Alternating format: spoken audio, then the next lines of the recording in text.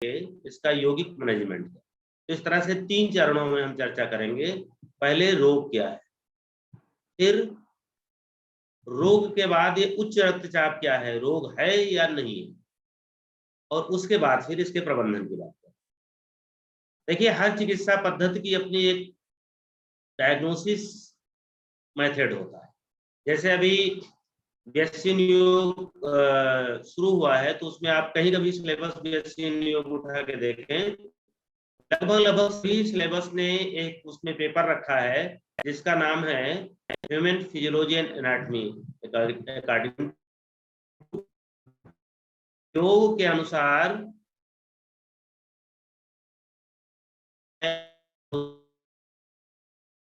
काम कैसे करते हैं। और उसके अंदर जो पढ़ाया जाता है वो पढ़ाया जाता है कॉन्सेप्ट ऑफ पंचकोश, कॉन्सेप्ट ऑफ चक्र, कॉन्सेप्ट ऑफ नाड़ी, प्राण, और प्राण कैसे सर्कुलेट करता है, और फिर ये एक सामान्य ढांचा, एक स्वस्थ व्यक्ति में कैसे सारी चीजें संचालित। फिर जब वो रोगी होते हैं तो किस तरह से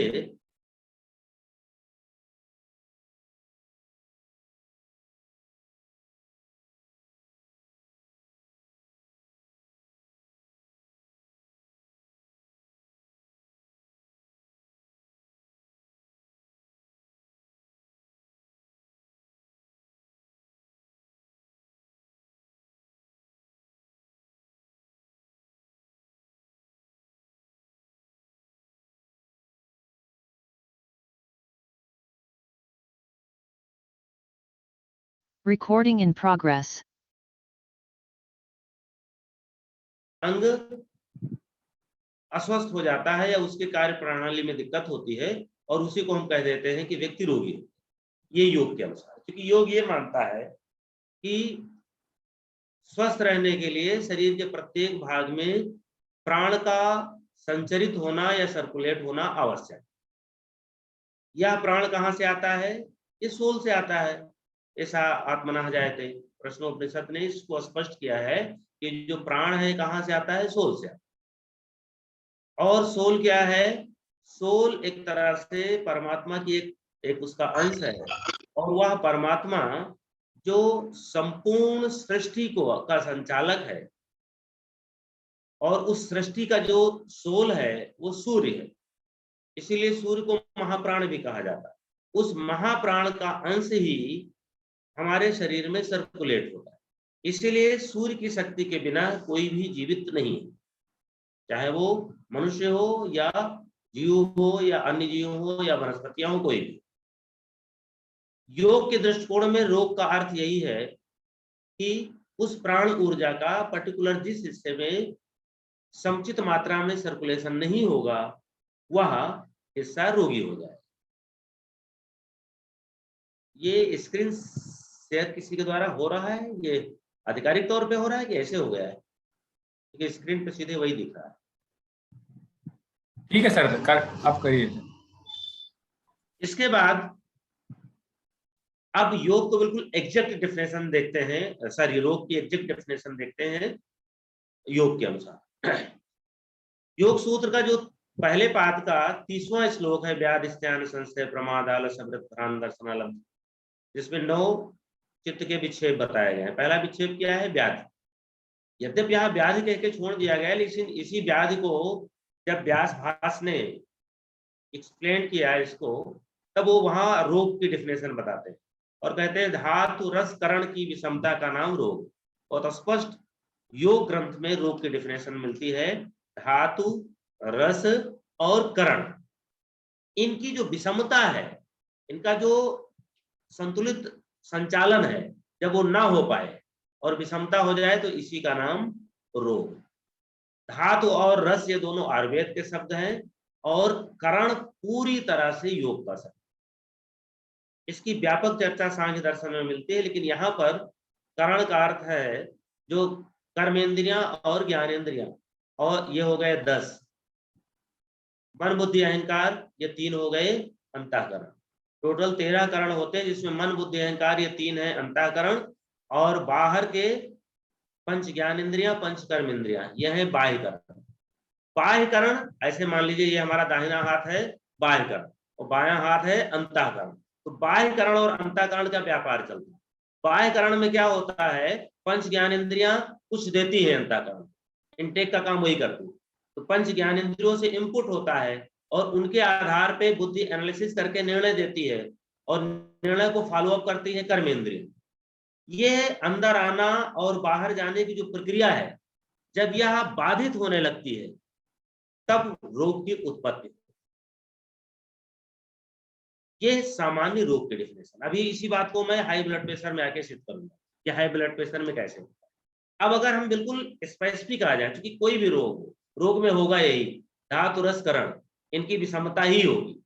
उसमें जितने भी मेंटल डिसऑर्डर हैं, जितने भी मन से जुड़े हुए रोग हैं, उनमें मुख्यतः करणों की ही विषमता होगी, और करणों की विषमता के बाद धातु और रस की विषमता उत्पन्न होगी। लेकिन जो ऐसी बीमारियां हैं जो मेंटल डिसऑर्डर नहीं, फिजिकल शुरू हो रही हैं, जैसे कि मान लीजिए कुछ गलत खाने से कोई बीमारी हो गई, या कुछ धीरे धीरे कुपोषण जनित बीमारी डेवलप हो गई, तो ये सब धातु और रस से उत्पन्न होकर फिर कारण को डिस्टर्ब करेंगे। यानी बीमारी से फिजिकल से भी मेंटल बीमारी होती है, मेंटल से भी फिजिकल बीमारी होती है। कोई फिजिकल बीमारी लंबे समय तक चलती रही तो उससे व्यक्ति को चिंता, डिप्रेशन, तनाव इत्यादि हो सकता है, और डिप्रेशन तनाव कोई भी परिस्थिति से भी हो सकता है, उससे फिर वो बीमारी मेंटल में, सॉरी, फिजिकल में कन्वर्ट हो सकती है। उस बीमारी को बोलते हैं साइकोसोमेटिक बीमारी। अब आते हैं उच्च रक्तचाप, जो आज का मुख्य विषय है। उच्च रक्तचाप सामान्यतः अगर आधुनिक चिकित्सा पद्धति के अनुसार देखेंगे तो उसका एक स्टैंडर्ड पैरामीटर है कि इसके ऊपर अगर ब्लड प्रेशर गया तो उसे हम हाई कह देंगे, और वह एक यंग एज में 120/80 को mm/G जो है वो नॉर्मल बीपी है। इसके बाद एज के अकॉर्डिंग वो बढ़ता जाता है, और सामान्यतः सिस्टोलिक ब्लड प्रेशर जो ऊपर का होता है उसे सिस्टोलिक कहते हैं, वो 90+ एज माना जाता है, और 90+ एज से अगर ज्यादा है तो उसे हम ये मान लेंगे कि भाई वो उच्च रक्तचाप का रोगी। लेकिन कई बार इसी तरह से हार्ट रेट पे भी है और ब्लड प्रेशर पे भी योग की दृष्टि से कई बार जो पैरामीटर बताता है उसके हिसाब से हम रोगी होते हैं, जबकि रोगी को कोई दिक्कत नहीं होती। कई बार ऐसा भी होता है कि रोगी को दिक्कत हो रही है, हाई ब्लड प्रेशर के सिम्टम्स आ रहे हैं, लेकिन जो पैरामीटर बताया जाता है उस पे वो नॉर्मल की रेंज में।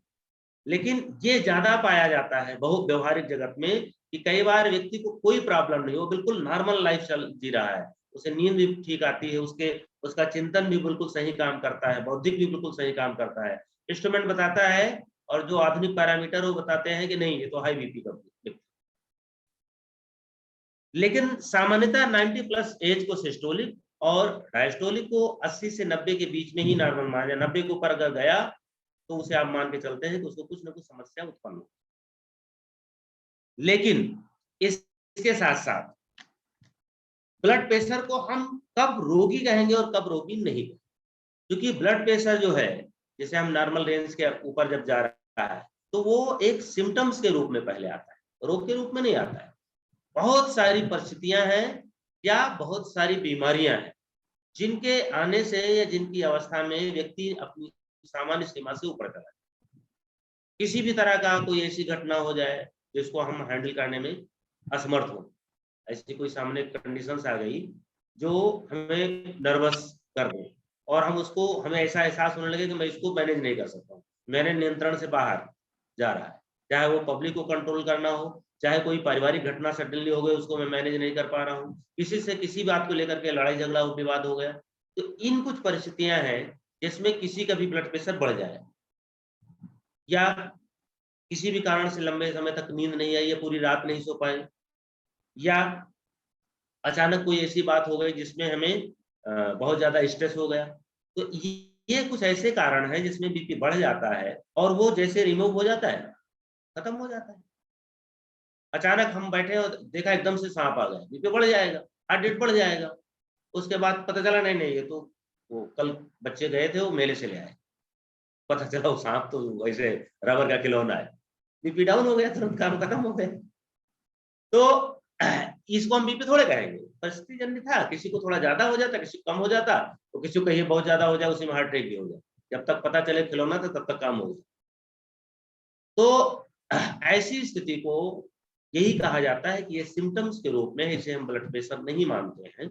और जो भी रीजन है वो रीजन समाप्त हो गया, ब्लड प्रेशर अपनी नॉर्मल सीमा में।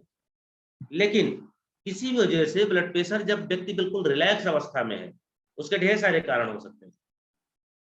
बहुत सारे बायोलॉजिकल कारण होते हैं, बहुत सारे हिस्टोरिकल भी होते हैं, हेरिडिटिक भी होते हैं। इसके अलावा कोलेस्ट्रॉल इत्यादि लंबे समय तक और ज्यादा बढ़ गया तो उससे भी हो जाता है। तो बहुत सारे फैक्टर होते हैं। लेकिन मोटा मोटा ये है कि व्यक्ति को कोई चिंता नहीं, व्यक्ति को कोई तनाव नहीं, व्यक्ति बिल्कुल पूरी नींद सो रहा है, और उसके बाद भी उसका बीपी एक रुका हुआ है, स्टेबल है, और वो नॉर्मल सीमा से ऊपर है, और बीपी की वजह से उसको सिर में भारीपन आ रहा है, चक्कर आ रहा है, या थोड़ा आंखें लाल हो रही हैं, हेडेक हो रहा है, तो ये कुछ जो हाई ब्लड प्रेशर के सिम्टम्स भी आ रहे हैं, तब मान लिया जाता है कि भाई ये हाई ब्लड प्रेशर का रोगी है।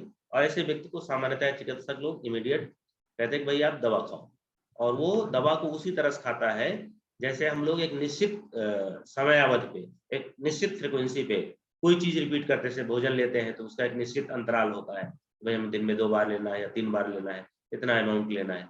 ठीक उसी प्रकार से एक निश्चित अंतराल पे एक निश्चित पावर की दवा उस व्यक्ति को रेगुलर लेनी पड़ती, और दवा के प्रभाव से बीपी नॉर्मल रहता है। दवा का प्रभाव खत्म होता है, बीपी फिर अपनी सीमा से बाहर आने लगता है, और ऐसे व्यक्ति को फिर मान लिया जाता है कि उच्च रक्तचाप का रोगी है। तो ये हमने सामान्य से एक बात कही उच्च रक्तचाप के रोगी के संदर्भ में, जो एक तो किसी के कारण उसी पर पूरी तरह से निर्भर होकर के त्वरित लक्षण के रूप में आ रहा था, और वो इटियोलॉजी या वो रीजन हटा दीजिए, वो समाप्त हो रहा, बीपी नॉर्मल रहेगा। और दूसरा है कि सब कुछ सामान्य रहते हुए भी बीपी अपनी सीमा से ऊपर जा रहा है।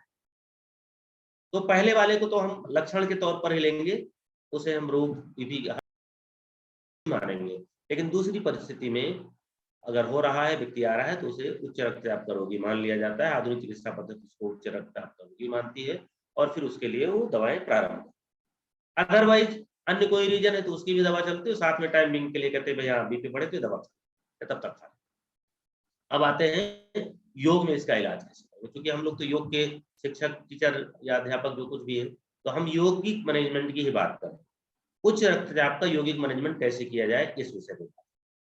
लेकिन मैं यूनिवर्सिटी में भी यही पढ़ाता हूँ, और मैंने इसी को अप्लाई किया है। पिछले 2004 से मैंने योगा थेरेपी शुरू की थी, अब तक मुझे 18 साल हो गए योग से चिकित्सा करते, और इस 18 साल में मेरे जो चिकित्सा काल का अनुभव रहा है, वो केवल एक ही तथ्य पर रहा है कि रोग कोई हो, आप इटियोलॉजी को पहले जानो, रोग का कारण क्या। आप विश्वास मानिए, मेरे पास एविडेंस के तौर पे है, पूरी दुनिया कहती है कि bhastrika pranayama is a very harmful for high blood pressure, और मैंने भस्त्रिका से ब्लड प्रेशर नॉर्मल किया है, ठीक किया, हाई ब्लड प्रेशर को भस्त्रिका से। लेकिन यहाँ पर कौन सा सिद्धांत काम करता है, यहाँ पर सिद्धांत काम करता है इटियोलॉजी। उस हाई ब्लड प्रेशर का रीजन क्या। अगर कोई व्यक्ति बहुत ज्यादा किसी अननेसेसरी चीज को लेकर के, कोई ऐसी बात है उसके जीवन में जिसके डर के कारण उसका बीपी बढ़ रहा है, बहुत ज्यादा एंजाइटी रह रही है, एंजाइटी से बीपी बढ़ रहा है, एंजाइटी का भस्त्रिका से बढ़िया कोई इलाज नहीं, बशर्ते आपको भस्त्रिका कराते समय बीपी पे नजर रखनी पड़े, क्योंकि भस्त्रिका का स्वभाव बीपी बढ़ाना नहीं है, भस्त्रिका करते समय बीपी बढ़ता है। कपालभाति का स्वभाव नहीं है बीपी को बढ़ा देना, कपालभाति करते समय बीपी बढ़ता है। इसलिए nice sir, nice, thank you. इसलिए अगर ऐसा होता तो जितने भस्त्रिका करने वाले हैं वो सब हाई बीपी के मरीज हो जाते। मेरा बीपी आइडियल 110 और 70 रहता है, और मेरा सबसे अगर फेवरेट कोई प्राणायाम है तो भस्त्रिका प्राणायाम। भस्त्रिका करता हूँ, पूरे दिन मस्त रहता हूँ। सूर्य नमस्कार और भस्त्रिका, ये मेरे 2 फेवरेट अभ्यास है। फिजिकल के तौर पे सूर्य नमस्कार, और मन को रिलैक्स करने के लिए भस्त्रिका प्राणायाम। बाकी और जो समय है तो अनुलोम विलोम या ब्राह्मी ये सब किया, नहीं तो कोई बात। तो उच्च रक्तचाप की यौगिक मैनेजमेंट के लिए यद्यप आसन भी अपनी भूमिका अदा करते हैं, मुद्राएं भी अपनी भूमिका अदा करती हैं, लेकिन हम सीधे टू द पॉइंट प्राणायाम पर आते हैं, और प्राणायाम से कैसे ब्लड प्रेशर को मैनेज किया जाए उसकी चर्चा करें। पूरे प्राणायाम को 2 भागों में डिवाइड करिए, 3 भागों में डिवाइड करिए। जितने भी प्राणायाम उनके 3 ग्रुप बनाइए, ए, बी और सी। ए ग्रुप ऐसा ग्रुप है जो बीपी को नॉर्मल रेंज में लाता है, चाहे हाई हो चाहे लो। इसके अंतर्गत आएंगे, मतलब ये मैंने आपसे बना लिया बीपी को प्राणायाम को जो है क्लासिफाई करने के लिए। तो ए ग्रुप मान लीजिए, माना ए ग्रुप के अंदर हम ऐसे अभ्यास रखते हैं जो बीपी को नॉर्मल का, चाहे हाई हो चाहे लो। तो इस ग्रुप में आ जाएंगे अनुलोम विलोम सबसे पहले आएगा, भ्रामरी आएगा, उज्जयी आएगा। अनुलोम विलोम, उज्जयी और भ्रामरी, ये 3 ऐसे प्राणायाम हैं जो बीपी चाहे लो हो चाहे हाई हो, ये नॉर्मल ही करेंगे। तो ये अभ्यास इसमें किसी भी हाई ब्लड प्रेशर या लो ब्लड प्रेशर या नॉर्मल व्यक्ति वाले को ये तीनों प्राणायाम कराए जा सकते हैं, इसमें कोई ज्यादा दिमाग लगाने की आवश्यकता। Number 2, B group. B group ऐसे प्राणायाम है जो बीपी को बढ़ाते हैं, उनके अभ्यास से बीपी बढ़ने बढ़ेगा टाइम बीइंग के लिए।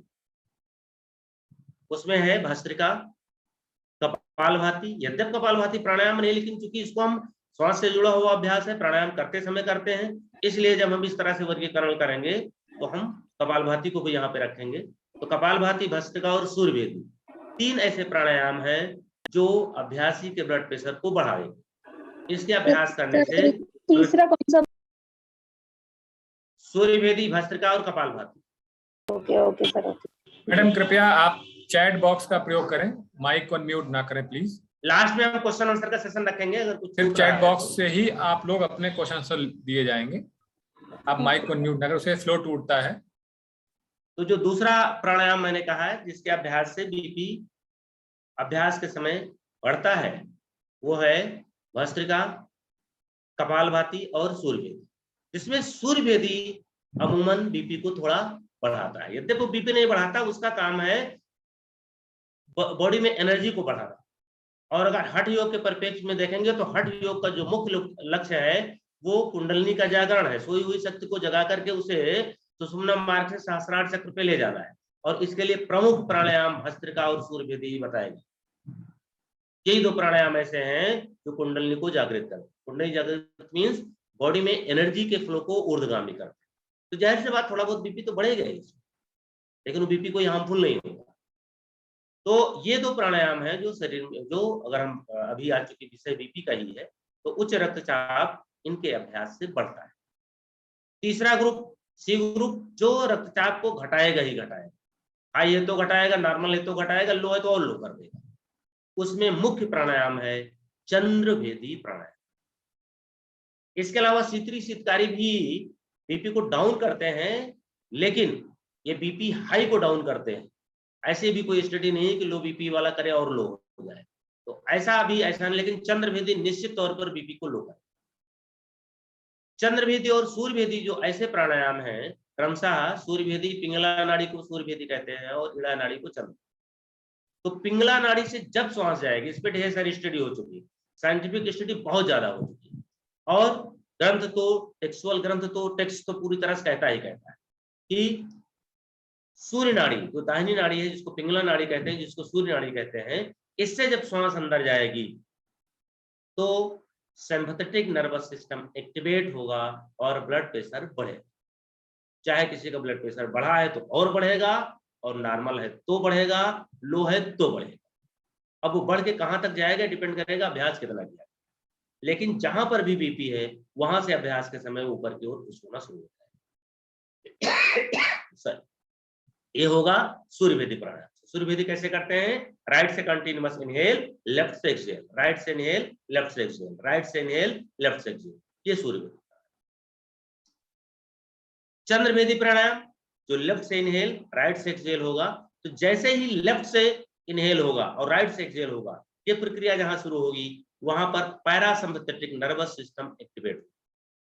जैसे पैरासिम्पैथेटिक नर्वस सिस्टम एक्टिवेट होगा वैसे ही शरीर क्रियाएं हाइपो होंगी।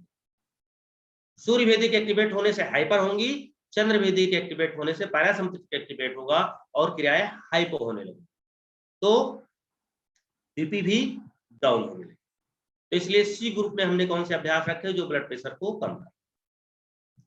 ये किताब हमारे पास है, अभी मैंने सामने देखा तो दिख गई, योगा फॉर डायबिटीज। इसमें भी ये डॉक्टर एच नागेंद्र और उनकी टीम के द्वारा लिखी गई है, और मैं कभी जब दिल्ली में DRDO में था तब की खरीदी हुई बुक है। लेकिन इसमें बहुत सारी साइंटिफिक स्टडी है जो बहुत ज्यादा मदद करती हैं, खासकर प्राणायाम और क्रियाओं को साइंटिफिक वे में बताने। तो यहाँ पर कुछ डॉक्टर एच नागेंद्र ने ही अपनी टीम के द्वारा कुछ टेस्ट किए हैं, चंद्रभेदी करा करके और सूर्यभेदी करा, केवल सेपरेट चंद्रभेदी और सेपरेट सूर्यभेदी। और उसकी स्टडी इसमें दिखाई है कि कैसे चंद्रभेदी करने से पैरासिम्पैथिक नर्वस सिस्टम एक्टिवेट होता है और कैसे सूर्यभेदी करने से सिम्पैथिक नर्वस सिस्टम। तो हमने सारे प्राणायाम को 3 टुकड़ों में डिवाइड कर दिया। पहला जो ऐसा था जो बीपी को नॉर्मल रेंज में रखता था, ये ग्रुप, और इसके अंतर्गत हमने प्राणायाम बताए थे अनुलोम विलोम, उज्जयी, भ्रामरी। तो उज्जयी और भ्रामरी तो जो है बैलेंस करते हैं, संतुलित करते हैं, लेकिन अनुलोम विलोम में आप जितनी देर अनुलोम विलोम करेंगे उतनी देर संतुलित मात्रा में सिम्पैथेटिक और पैरासिम्पैथिक एक्टिवेट होगा बदल बदल।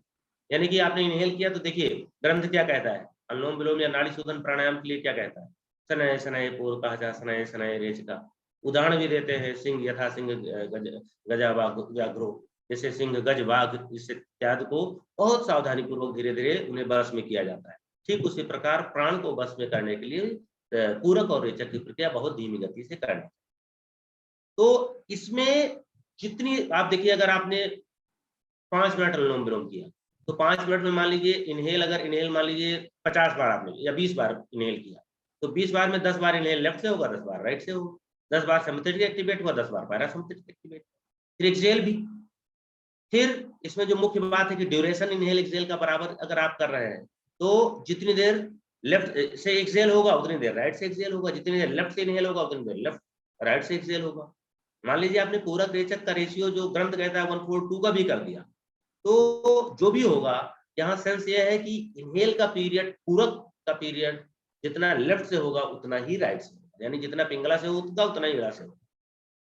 एक्सहेल का जितना पीरियड पिंगला से होगा उतना ही इड़ा से होगा। तो ये बिल्कुल बराबर होगा, जो भी होगा वो इड़ा और पिंगला यानी सिम्पैथेटिक और पैरासिम्पैथेटिक दोनों बराबर एक्टिवेट होंगे। उनके एक्टिवेशन का जो पीरियड होगा और जो सेंसेशन होगा, सेंसेशन की जो फ्रीक्वेंसी होगी, वो सब बिल्कुल इक्वल हो जाएगा। इसीलिए दोनों क्लोज, और दोनों क्लोज इड़ा और पिंगला जैसे दोनों क्लोज होंगे, सिम्पैथेटिक और पैरासिम्पैथेटिक दोनों क्लोज होंगे। और दोनों जैसे क्लोज होंगे, मेरा व्यक्तिगत मानना है और मैं इसको सिद्ध कर दूंगा, ये सिम्पैथेटिक और पैरासिम्पैथेटिक का क्लोज होना ही इड़ा और पिंगला का संतुलन होला, जिसको बोलते हैं इड़ा और पिंगला का मिलन या हा और ठा का मिलन। और इसी को भगवान कृष्ण ने भी कहा है समत्तम योग उच्चते के रूप। जो समत्तम योग उच्चते है, सिद्ध सिद्ध समभूता समत्तम योग उच्चते, वो यही है कि हमारे अनुकूल और प्रतिकूल दोनों परिस्थितियों में हम एक ही जैसे रहें, दोनों परिस्थितियों से हम अप्रभावित रहें। तो ये बीपी चाहे लो हो, चाहे यद्यपि आज का विषय मेरा हाई है, लेकिन चाहे लो हो चाहे हाई हो, बीपी को अगर हमें नॉर्मल पर स्टेबल करना है, उसे नॉर्मल पर स्थिर करना है, तो इसके लिए मुख्य रूप से होंगे अनुलोम विलोम, उज्जयी और भ्रामरी, 3 प्राणायाम। इन्हीं 3 से बीपी नॉर्मल स्थिति में आकर के रुक जाए। अब आते हैं, अगर बीपी बहुत ज्यादा बढ़ा हुआ है किसी का बीपी, तो उसके साथ चंद्रभेदी प्राणायाम लगा। और जब चंद्रभेदी प्राणायाम लगेगा तो प्राणायाम का प्रोटोकॉल इस तरह से बनेगा, पहले अनुलोम विलोम, फिर चंद्रभेदी, फिर उज्जयी, फिर भ्रामरी। ये 4 प्राणायाम इस तरह ऑर्डर में आएंगे। पहले अनुलोम विलोम, क्योंकि अनुलोम विलोम तो नाड़ी शोधन प्राणायाम है, इसलिए किसी भी प्राणायाम के पहले उसको आना है। और अनुलोम विलोम या नाड़ी शोधन प्राणायाम के बाद जो भी प्राणायाम आएगा वो पहले से ज्यादा इफेक्टिव हो जाए। अगर वो प्राणायाम सीधे किया जाए, मानी चंद्रभेदी सीधे किया जाए और आफ्टर अनुलोम विलोम किया जाए, तो आफ्टर अनुलोम विलोम चंद्रभेदी का प्रभाव ज्यादा। इसीलिए अगर स्पेसिफिक हाई ब्लड प्रेशर किसी को है और उसे हमें उस बीपी को जल्दी से जल्दी नॉर्मल स्थिति में लाना है, तो हम अनुलोम विलोम और फिर उसके बाद चंद्रभेदी और उसके बाद फिर उज्जयी और भ्रामरी इस ऑर्डर में करें। बीपी जितना ज्यादा है उतना ज्यादा हम चंद्रभेदी को बढ़ा दें। एक सामान्य दशा में 5 मिनट अनुलोम विलोम, 5 मिनट चंद्रभेदी, फिर 10 बार उज्जयी, फिर 10 बार भ्रामरी, इतना सफिशिएंट। अब तीसरी परिस्थिति, अगर मान लीजिए किसी को बीपी बहुत ज्यादा है, एकदम से बीपी बहुत ज्यादा है, लग रहा है अभी ब्रेन हेमरेज हो जाए, और कहीं ऐसी जगह पर है जहां पर इतनी जल्दी मेडिकल सुविधाएं नहीं मिल सकती या थोड़ा समय लग सकता है, और पास में दवाई भी नहीं है जो खाए और तुरंत बीपी लो या नॉर्मल हो जाए, तो उसको तुरंत इमीडिएट चंद्रभेदी प्राणायाम शुरू कर।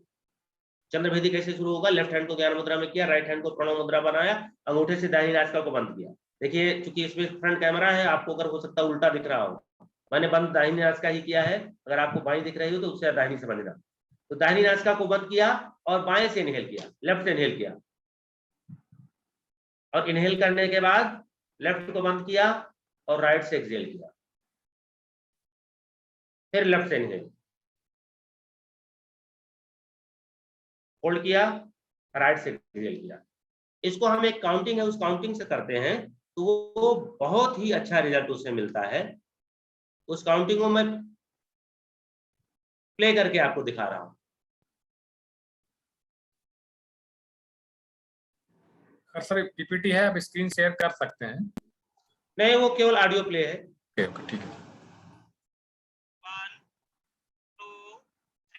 काउंटिंग आ रही है आप लोगों को, आवाज सुनाई दे रही है काउंटिंग की? जी जी। अभी देखिएगा, अब लेफ्ट से इनहेल शुरू करिए, अब दोनों बंद कर रोकिए, राइट से एक्सहेल, पुनः लेफ्ट से इनहेल, होल्ड, राइट से एक्सहेल, लेफ्ट से इनहेल,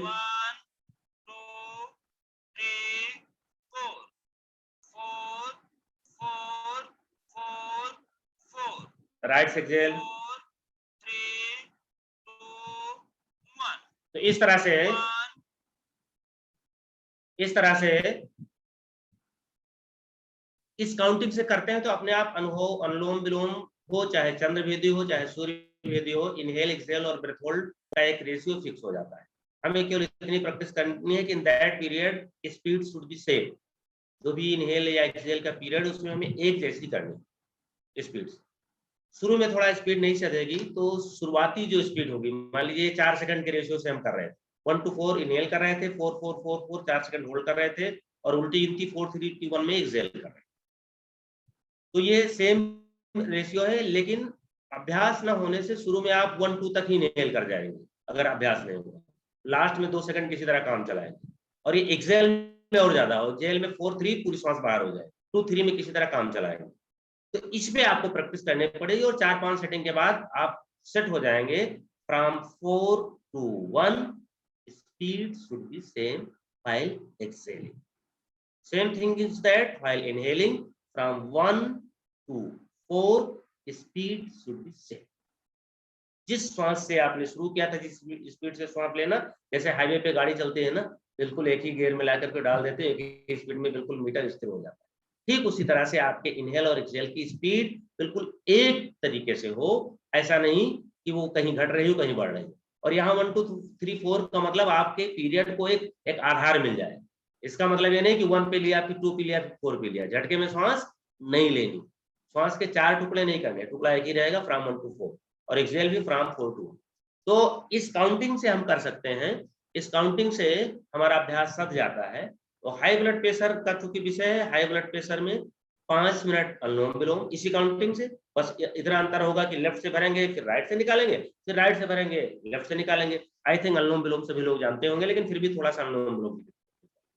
तो 4 अभ्यास हाई ब्लड प्रेशर के लिए हम यहाँ रिकमेंड कर रहे हैं। Number 1 Anulom Vilom, after that number 2 Chandrabhedi, number 3 पे उज्जयी और नंबर 4 पे भ्रामरी।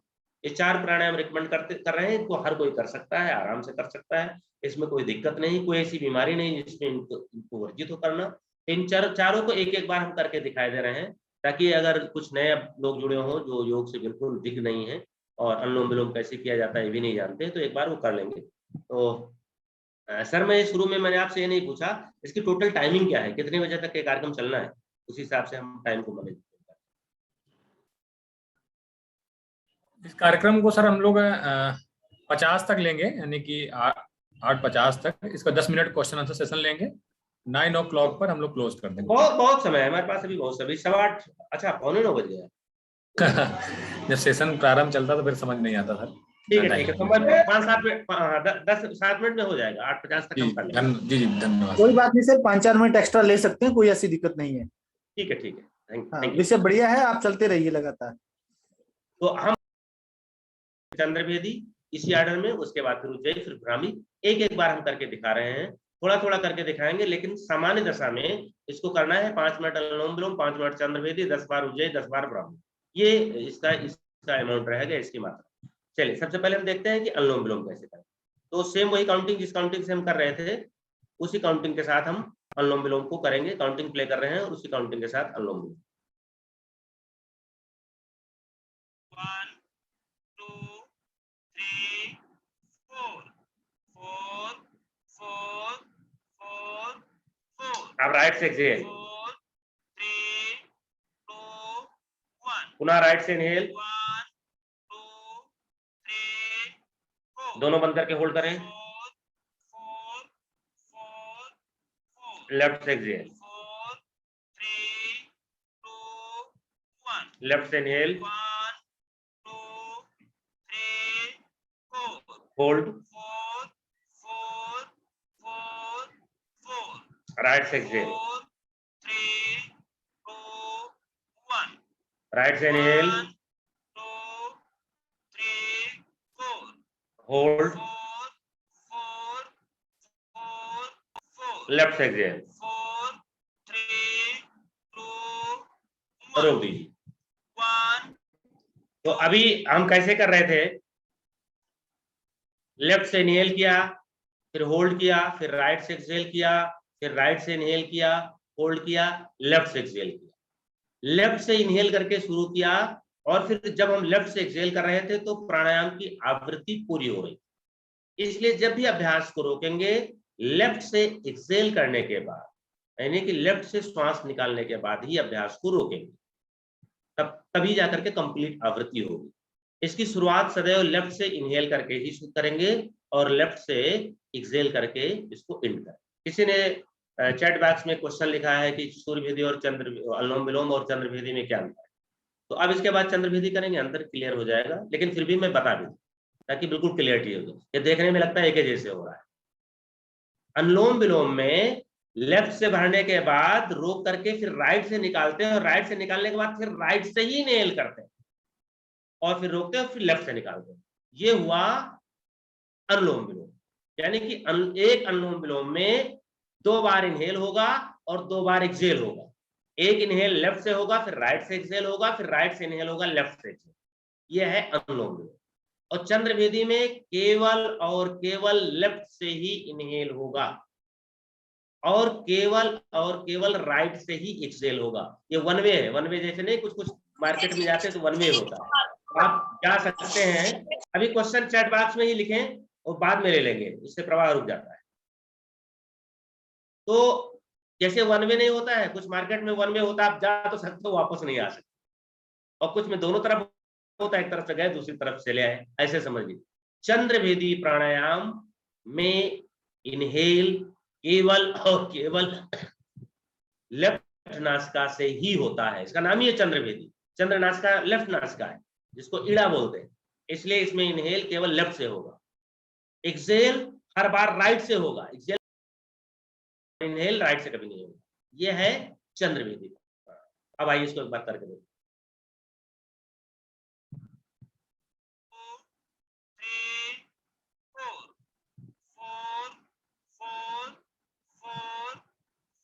राइट से एक्सहेल, राइट से एक्सहेल के बाद फिर लेफ्ट से इनहेल, राइट से इनहेल नहीं होगा, होल्ड, राइट से एक्सहेल, लेफ्ट से इनहेल, होल्ड, राइट से एक्सहेल, लेफ्ट से इनहेल, होल्ड,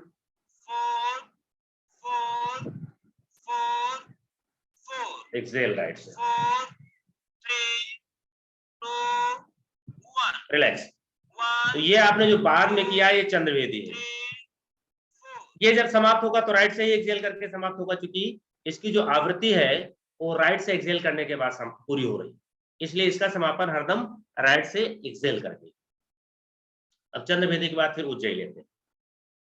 इन दोनों को कम से कम 5-5 मिनट करें और बीपी अगर ज्यादा रहता है तो इसी को रिपीट भी कर सकते हैं। चंद्रभेदी रिपीट कर दीजिए, अनुलोम विलोम आप रिपीट करने की कोई आवश्यकता नहीं है। ये तब है जब बीपी बहुत ज्यादा रहता है। अब इसके बाद उज्जयी। उज्जयी में क्या करते हैं, पहले तो खिचड़ी मुद्रा लगाते हैं, जीवा को तालू से लगाएं जितना ऊपर ले जा सकते हैं, और लगाने के बाद नंबर 1 खिचड़ी मुद्रा, यानी कि ट्राई टू टच योर, ऊपर का जो कैविटी है इसको ब्रह्मरंध्र भी बोलते हैं, या जितना पीछे मैक्सिमम जीवा को ले जा सकते हैं उतना ले जाइए पीछे। और लगाने के बाद फिर नंबर 2, आप सारा ध्यान अपने थ्रोट पे करिए और थ्रोट की मांसपेशियों को कांटेक्ट यानी संकुचित करिए, और संकुचित करके ऐसे फील करिए कि जैसे थ्रोट में पंप लगा और यहीं से आप हवा खींच रहे हैं। ध्यान थ्रोट पर रहेगा, मांसपेशियां थ्रोट की संकुचित करेंगे और थ्रोट से ही वायु को खींचेंगे। मुंह बंद रहेगा, श्वास नाक से ही जाएगी, लेकिन ताकत थ्रोट से लगेगी, और खिचड़ी मुद्रा ऊपर लगी रहेगी, जीवा वहीं लगी रहेगी। तो ये दूसरा स्टेप हो गया, ये इट इज वेरी टेक्निकल प्राणायाम। तीसरे नंबर पे दोनों नासिका बंद करके जालंधर बंद लगाएंगे, चिन को लॉक करेंगे और जालंधर बंद, और जितनी देर श्वास रोक सकते हैं आराम से रोकेंगे। चौथे नंबर पे फिर सिर को सीधा करेंगे और लेफ्ट से एक्सहेल करेंगे। इसमें हर बार एक्सहेल लेफ्ट से ही होगा उज्जयी में, और इनहेल हर बार दोनों नासिका से। एक बार करते हैं, देखिए।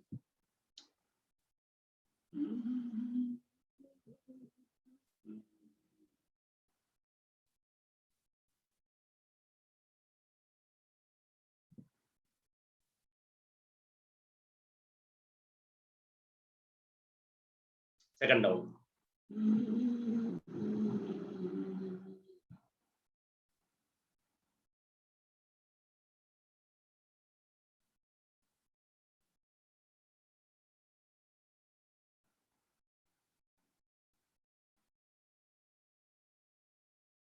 यहाँ पर 2 बार मैंने करके दिखाया, इसको 10 टाइम्स करना है। अगर किसी को सर्वाइकल बहुत ज्यादा बढ़ा हो तो जालंधर बंद लगाएं, सिर को सीधा करके होल्ड कर ले। बीपी बहुत ज्यादा, हालांकि अभी मैं सावधानियां में इसकी चर्चा करूंगा, लेकिन यहाँ भी कर दूं। बीपी बहुत ज्यादा रहता है तो ब्रेथ होल्ड कैपेसिटी नॉर्मल रखें, 4 सेकंड 5 सेकंड। लेकिन अगर बीपी बहुत ज्यादा बढ़ा हुआ नहीं है तो जितनी देर आप ब्रेथ होल्ड कर सकते हैं उतनी देर यहाँ पर ब्रेथ होल्ड कर, यहाँ एस्फा कैपेसिटी हो जाएगा उज्जयी में जब ब्रेथ होल्ड कर, क्योंकि यहाँ पर ब्रेथ होल्ड पे ही फोकस करना है। जबकि अनुलोम विलोम और उसमें एक निश्चित रेशियो है, शुरू में बिगिनर्स को बराबर रेशियो में करना चाहिए, 1-1-1, जो मैं भी जैसे काउंटिंग से करा रहा। जब ग्रंथ में 1:4:2 के रेशियो की बात कही गई, लेकिन वो नॉर्मल प्रैक्टिस करती है। तीसरे आज की हाई बीपी है, इसलिए हाई बीपी के दृष्टिकोण से बराबर रेशियो ही सफिशिएंट है कुंभक और रेचक की मात्रा को बढ़ाना। एक्सक्यूज मी सर, अब लास्ट बोले भाई, कोई कुछ पूछ रहा आप है सिर्फ क्या? चैट बॉक्स में क्वेश्चन पूछिए हरिओम जी, चैट बॉक्स में, अभी सेशन खत्म नहीं हुआ है। हाँ, अभी चलने दीजिए, हम क्वेश्चन आंसर का सेशन लेंगे तब आप उसमें बता दिया करिएगा, और नहीं तो चैट बॉक्स तो हम देख के बता ही देंगे। आप तो संगठन के व्यक्ति हैं, आपको रूल्स बता दिए गए हैं पहले ही, उसे फ्लो टूट जाता है, जो सर के दिमाग में चीज कंटिन्यू चल रही होती है उसमें फिर क्लिंच आ जाता है। जी सर, कंटिन्यू करें।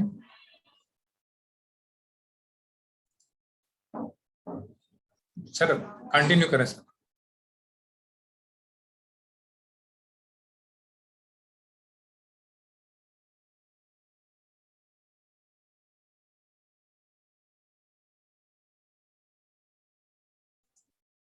शायद सर डिस्कनेक्ट हो गए हैं क्या? प्रमोद जी थोड़ा चेक करिए।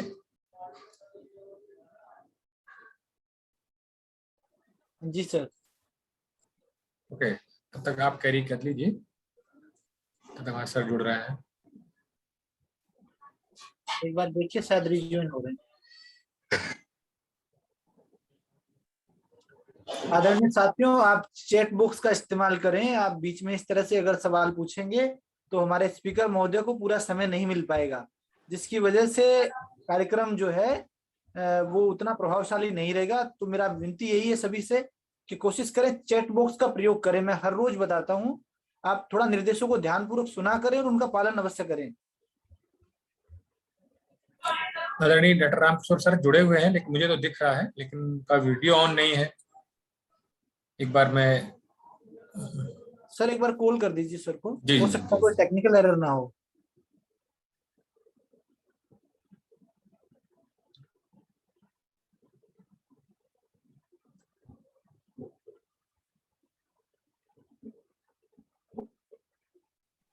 सर आप ज्वाइन हो गए क्या?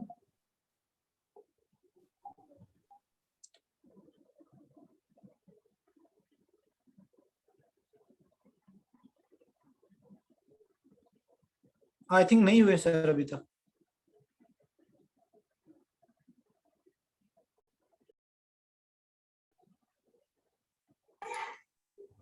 सर जुड़ने का प्रयास कर रहे हैं, जल्दी से ही वो जुड़ेंगे। हाँ हाँ, ऑडियो उन्होंने ज्वाइन नहीं किया है, वीडियो उनका है। नहीं नहीं, उनका जो नेटवर्क है वो ज्वाइन नहीं कर रहा है। ओके।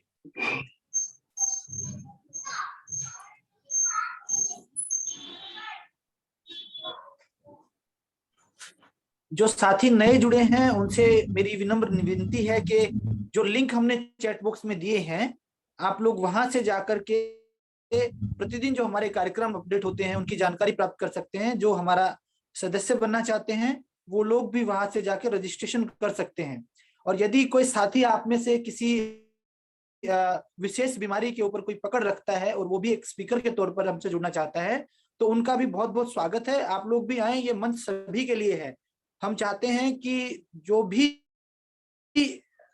हमारे साथी जुड़े हुए हैं वो अपनी अपनी स्किल्स को इस प्लेटफॉर्म पर रखें और पूरे देश तक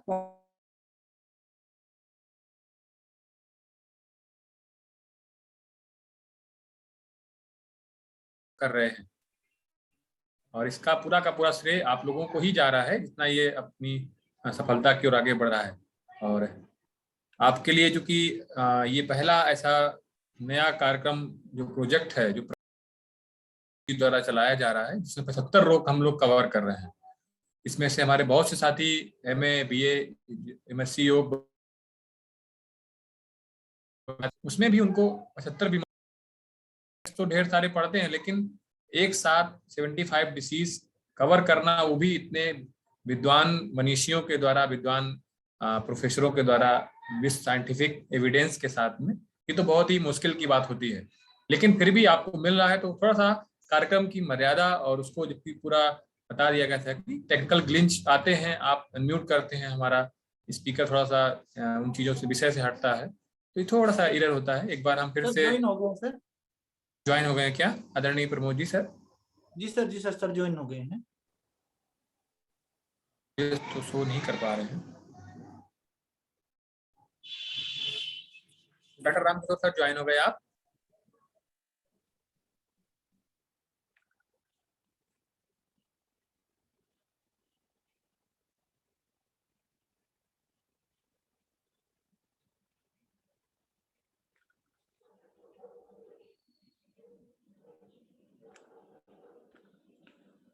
सर मैं देख तो पा रहा हूं, लेकिन शायद उन्होंने अनम्यूट नहीं किया अभी तक, साउंड ज्वाइन नहीं किया।